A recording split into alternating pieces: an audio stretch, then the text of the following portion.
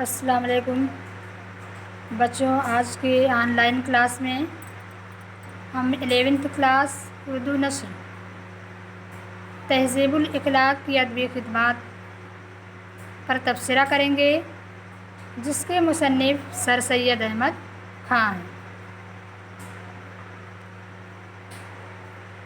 دیکھیے بچوں، سر سید احمد خان کا اصلی نام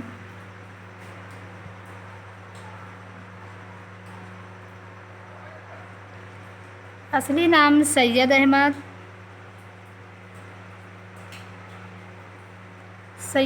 تھا۔ سر کا خطاب انہیں 1878 میں ملا تھا۔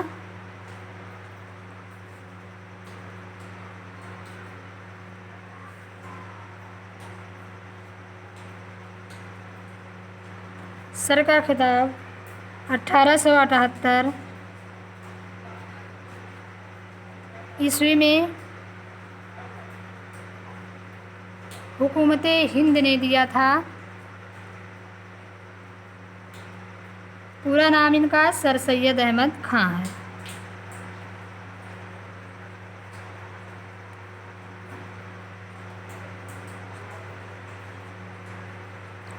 سر سید احمد خان ہے۔ پیدائش ان کی 17 اکتوبر 1817 میں۔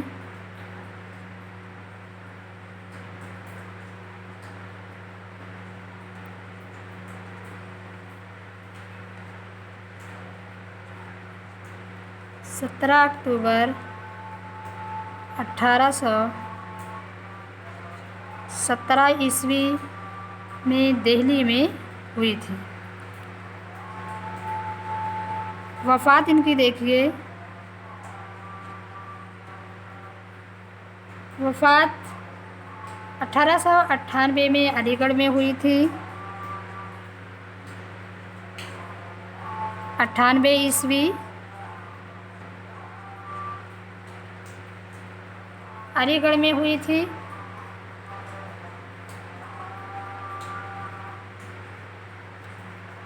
مدرسۃ العلوم کی بنیاد 1875 میں 75 عیسوی میں مدرسۃ العلوم کی بنیاد ڈالے تھے۔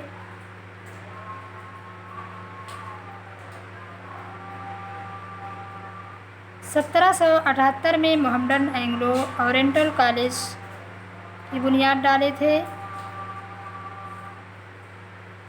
1920 عیسوی میں علی گڑھ مسلم یونیورسٹی کو قائم کیا تھا۔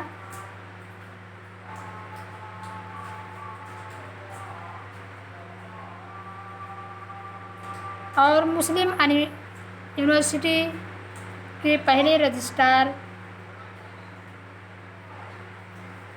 سجاد حیدر یلدرم تھے۔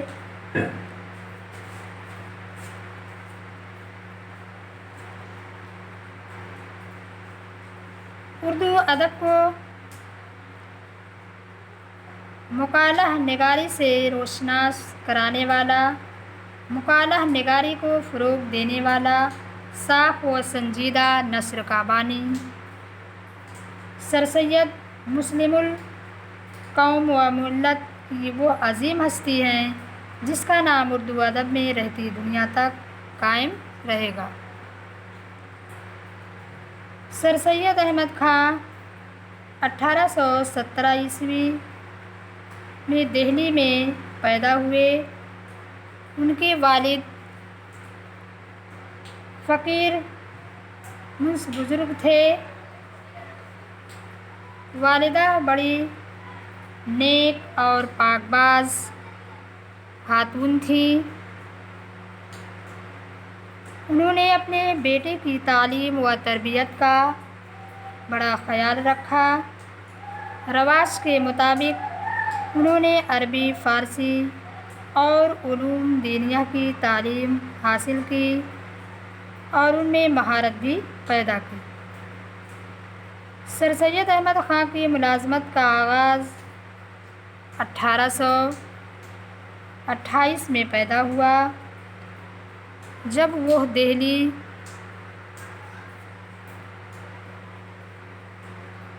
دہلی میں سررشتہ دار مقرر ہوئے۔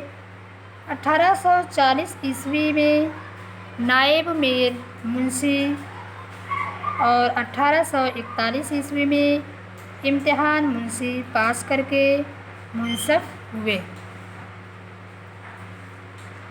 1846 سے 1854 تک دہلی کے صدر امین رہے۔ 1855 میں وہ بجنور چلے گئے اور وہیں کے دوران قیام 1857 کا غدر ہوا۔ اس میں انہوں نے انگریزوں کی مختلف طریقوں سے مدد کی۔ 1869 میں اپنے بیٹے محمود کے ساتھ ہندوستان بھی گئے، جہاں سے واپسی پر مشہور رسالہ تہذیب الاخلاق جاری کیا۔ 1875 میں مدرسۃ العلوم کی بنیاد ڈالی، جو رفتہ رفتہ ترقی کر کے آج علی گڑھ مسلم یونیورسٹی کے نام سے مشہور ہوئی ہے۔ 1876 میں علی گڑھ مستقل طور پر منتقل ہو گئے اور بقیہ زندگی قومی و علمی کاموں میں بسر کی۔ سر سید احمد خاں کا انتقال 1898 میں علی گڑھ میں ہوا۔ سر سید احمد خاں ایک مصلح تھے، اس لیے ان کی تحریروں میں اصلاح کا رنگ غالب ہے۔ عبارت کی بے ساختگی اور سادگی ان کی تحریروں کی خاص شان ہے۔ قواعد کے پابندی کے وہ قائل تھے، عام فہم الفاظ کو ترجیح دیتے تھے۔ بے اختیارانہ جو قلم سے نکل گیا وہ زبان بن گیا۔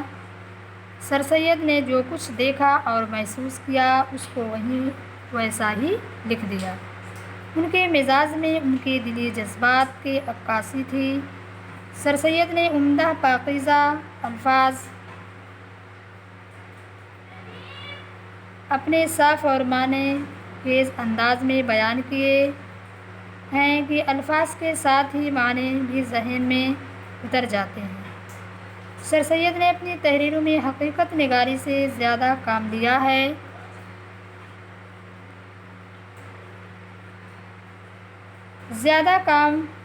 ہے۔ وہ اپنے ہی مقصد کو مختلف طرح سے بیان کرتے ہیں، جس سے کے سبب اکثر جگہ الفاظ اور جملوں کی تکرار ملتی ہے۔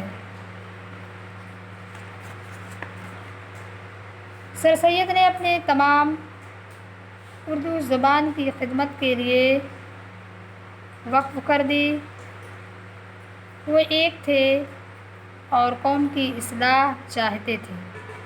انگلینڈ میں اسپیکٹر اور ٹیٹلر دو اخبار تھے جو ادب کی خدمت کے ساتھ ساتھ اصلاح قوم کا فرض بھی انجام دے رہے تھے۔ سر سید بھی ایسا ہی ایک رسالہ نکالنے کا خواب دیکھنے لگے۔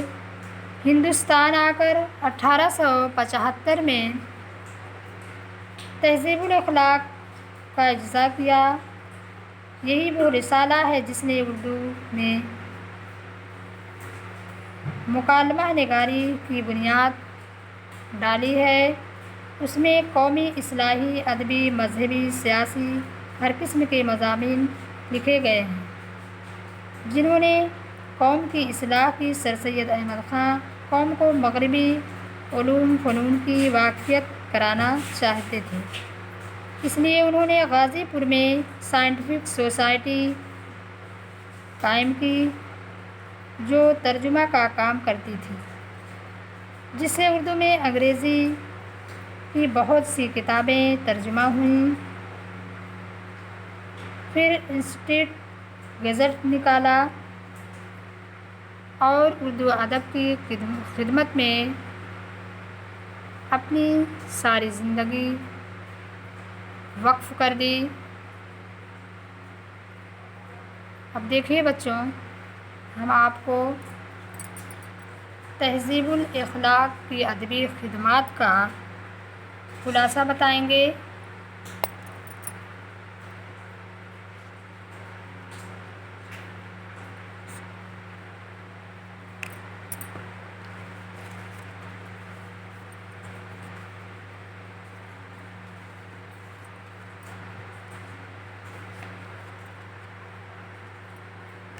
تہذیب الاخلاق کا خلاصہ: سر سید احمد خاں نے یہ مضمون ترقی علم النشاء کے عنوان سے لکھا تھا۔ اس مضمون میں انہوں نے زبان کو آسان سے آسان تر بنایا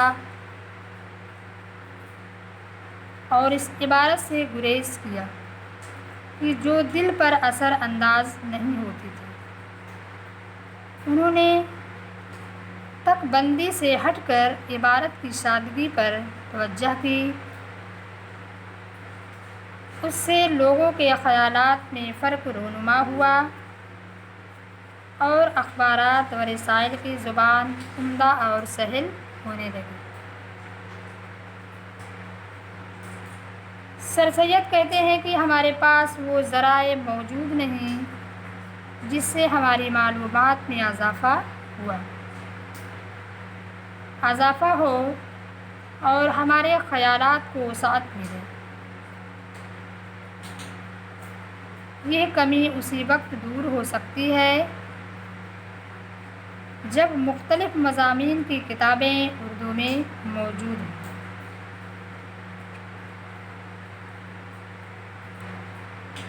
سائنٹیفک سوسائٹی کا قیام اس مقصد کے تحت کیا گیا۔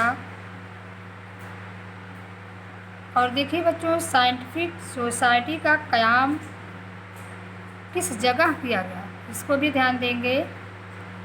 سائنٹیفک سوسائٹی کا قیام غازی پور میں کیا گیا اور اس مقصد کے تحت کیا گیا تھا، مگر وہ قوم کی بے توجہی کا شکار ہو کر رہ گئی، یعنی یہ سوسائٹی جو ہے ترقی نہیں کر پائی، آگے نہیں بڑھ پائی۔ سر سید کے زمانے میں صرف شاعری کا بول بالا تھا۔ سر سید اور ظفر نے کچھ اچھی غزلیں کہی تھیں، اور جب سر سید شعر و شاعری کرتے تھے تو یہ اس دوران اپنا تخلص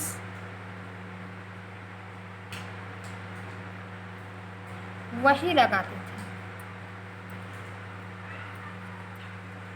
ان کا تخلص کیا تھا؟ وہی تھا۔ اس کے بعد جب انہوں نے شعر و شاعری کے راستے سے ہٹ گئے تو یہ نظم و نگاری کرنے لگے۔ سر سید ایک مضمون نگار ہے، یہ جو ہے مضمون لکھنے کا کام کرنے لگے۔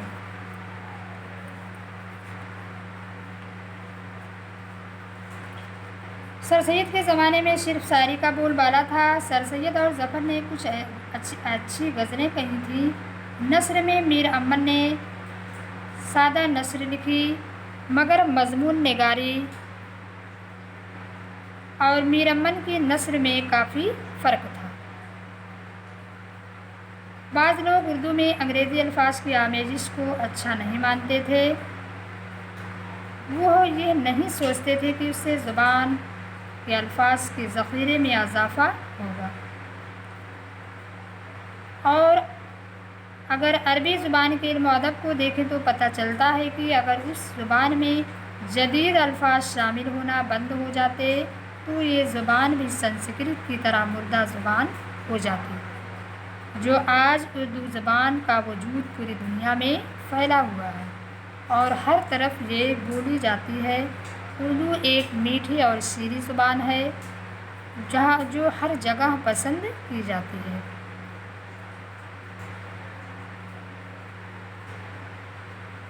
اردو زبان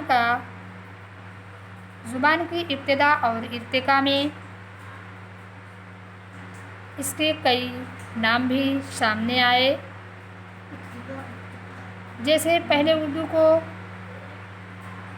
ہندی کے نام سے جانا جاتا تھا، ہندی سے ہندوی، ہندوی کے بعد اسے ریختہ نام سے جانا جاتا تھا۔ اس کے بعد یہ اردو معلیٰ ریختہ سے اردو معلیٰ نام سے وجود میں آئی، پھر اس کے بعد اس کو اردو معلیٰ سے یہ اردو وجود میں آئی، جو یہ اردو کے نام سے آج ساری دنیا میں بولی اور سمجھی جاتی ہے۔ اس لیے اردو زبان کو شیریں اور میٹھی زبان کہا گیا ہے۔ اردو زبان کئی زبانوں سے مل کر بنی ہے، کئی بھاشاؤں سے مل کر بنی ہے، جسے اردو زبان کو لشکری زبان بھی کہا جاتا ہے۔ اردو کو لشکری زبان کہا گیا ہے کیونکہ یہ کئی بھاشاؤں سے مل کر بنی ہے، اس لیے اسے لشکری زبان کہا گیا ہے۔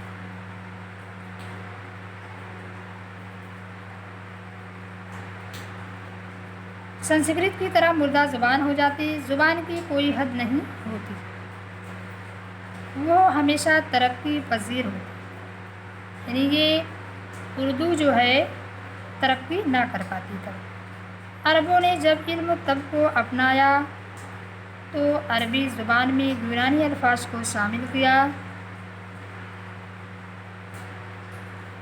برعکس اس کے اردو زبان میں سائنس وغیرہ کی اصطلاحیں موجود نہیں ہیں۔ دوسری زبان کے الفاظ کو اپنی زبان میں شامل کرنا لطف زبان اور وسعت زبان کا باعث ہوتا ہے۔ اردو زبان ایک وسعت زبان ہے، یہ بہت دور دور تک پھیلی ہوئی ہے کیونکہ اس میں کئی زبانوں کا باعث ہے، اس لیے اردو زبان ایک وسیع زبان بھی مانی گئی کیونکہ اس کا وسعت، اس کا وسیع جو ہے بہت کشادہ ہے، یہ ہر طرف پھیلی ہوئی ہے، ہر ایک کی زبان پر ہے۔ لیکن آج اردو زبان کو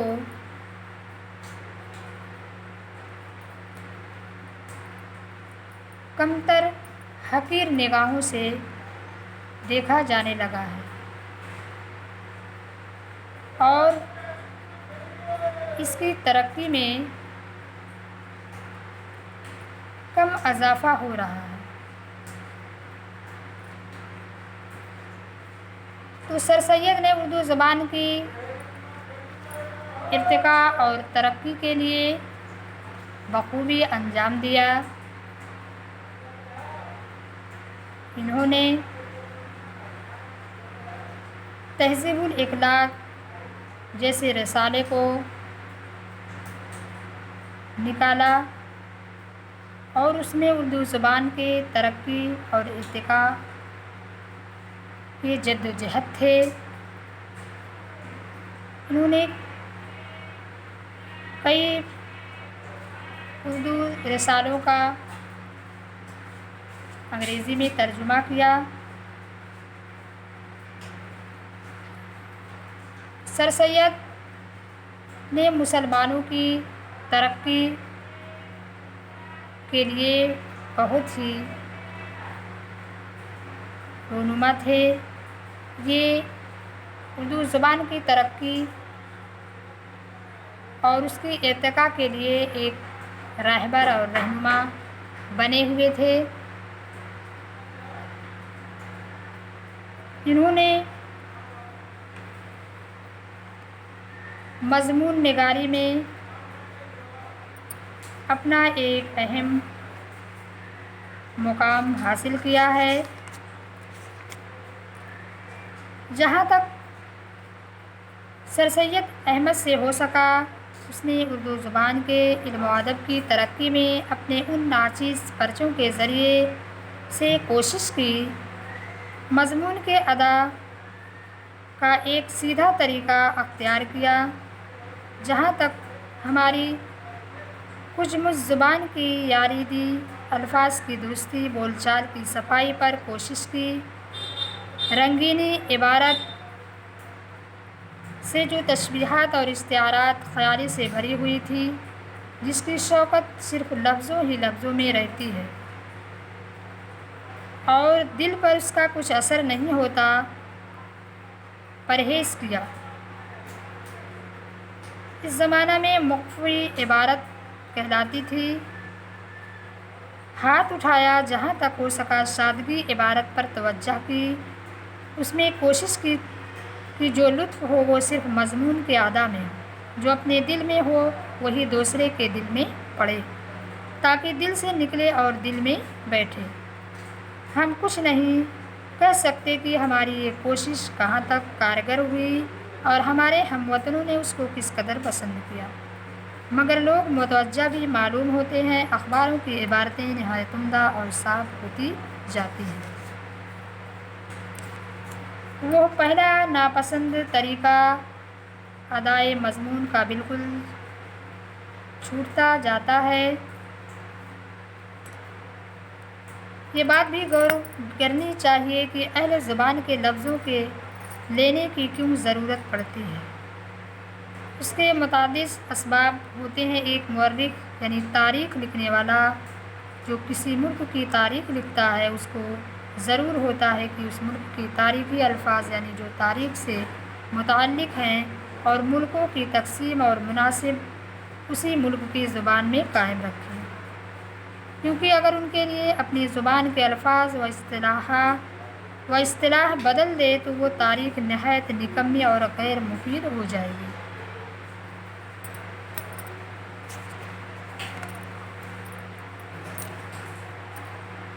दूसरी ज़ुबान के लफ्ज़ों को अपनी ज़ुबान में बोलना कभी इबारत का लुत्फ़ बढ़ाने के लिए होता है, कभी अपनी ज़ुबान को वसाअत देना और अपने लफ्ज़ों को उसमें दाखिल करना मकसूद होता है।